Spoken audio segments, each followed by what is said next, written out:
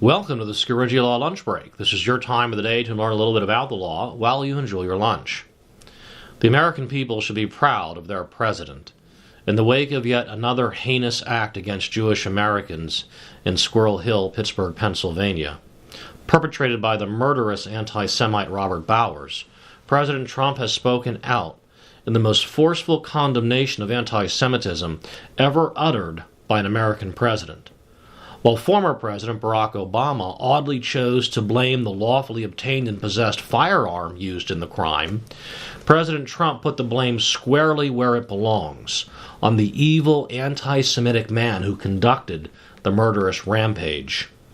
In a speech in Murfreesboro, Illinois, President Trump declared, "We must stand with our Jewish brothers and sisters to defeat anti-Semitism, vanquish the forces of hate.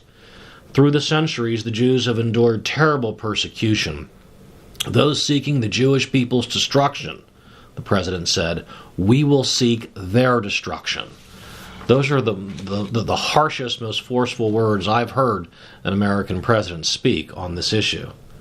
The president is doing much more than offering his thoughts and prayers to the families whose loved ones were murdered by this evil man. The president has vowed to go on the offensive, to seek the destruction of those forces of hate who would persecute our Jewish friends, neighbors, and fellow countrymen. The president has vowed to use the full force and power of the United States Department of Justice to bring Bowers to justice. The very same day of these horrible murders, U.S. Attorney General Jeff Sessions announced the filing of a 29-count criminal complaint in the United States Court for the Western District of Pennsylvania. Now that's quick and decisive action. The charges include hate crimes and, importantly, 11 counts of obstruction of the exercise of religious beliefs, resulting in death. The president is seeking the destruction of the man who destroyed the lives of 11 Jewish Americans who were simply attempting to exercise their religious beliefs. These charges carry the death penalty. Pittsburgh City Police have also filed charges, but those charges were filed in state court.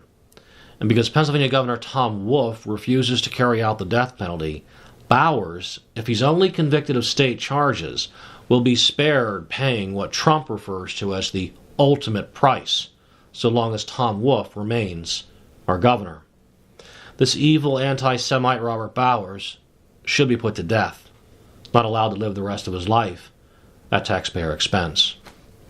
Such punishment not only fits the crime, it carries out the words of the Torah: life for life, eye for eye, tooth for tooth, hand for hand, and foot for foot. While the president has taken direct and aggressive action against the anti-Semitic murderer in Pittsburgh, a group of self-proclaimed leaders of the Jewish community regrettably have condemned the president. The group, Bend the Arc Jewish Action, has also declared Trump as persona non grata in Pittsburgh until and unless he ceases, quote, his assault on immigrants and refugees, end quote. Those are harsh and unfair words spoken at a time of mourning in America for the loss of our Jewish friends in Pittsburgh. Let's hope our friends at Bend the Arc can put politics aside and practice what they preach, that every human being is made in the image of God, even Donald Trump. Yes, the president believes we're a nation with borders, and that to protect the American people, including our Jewish compatriots, we need to be able to stop those coming into America, such as members of Al-Qaeda, the Islamic State, or one of the hundreds of anti-Semitic terrorist groups from around the world who wish to do them harm. It's also time that members of the highest levels of the Democratic Party to step up and not only reject the virulent anti-Semitism of Louis Farrakhan and the Nation of Islam, but to push back and seek his political demise.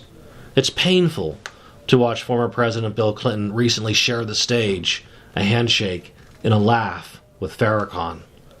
Former President Barack Obama, former Nation of Islam member and current Democratic National Committee Deputy Chairman Keith Ellison, and U.S. Congressman Maxine Waters have all met with Farrakhan, praised him, and accepted his political support for their campaigns. Farrakhan has called Judaism a gutter religion. Just a few months before Bill Clinton warmly embraced Farrakhan on stage, Farrakhan had declared satanic Jews have infected the whole world with poison and deceit. Those are horrible, hateful words. And this man should not only be condemned, he should be, as President Trump said, run out of politics. In contradistinction to this unfortunate embrace of the anti-Semitism of Louis Farrakhan, I, for one, am so proud of our president, Donald J. Trump, for not only strongly condemning anti-Semitism, but for bringing the full power and prestige of the U.S. government to bear on the vile anti-Semite Robert Bowers, who violently took the lives of so many of our Jewish friends in Pittsburgh just days ago. I'll keep you advised and informed as each of these cases, the one filed by the United States Department of Justice in federal court, and the other filed by the City of Pittsburgh Police Department and State Court, progress through the criminal justice system. Well, that's about all the time we have today for the Scarinci Law Lunch Break. I hope you learned a little bit about the law. Thanks for listening, and enjoy your lunch.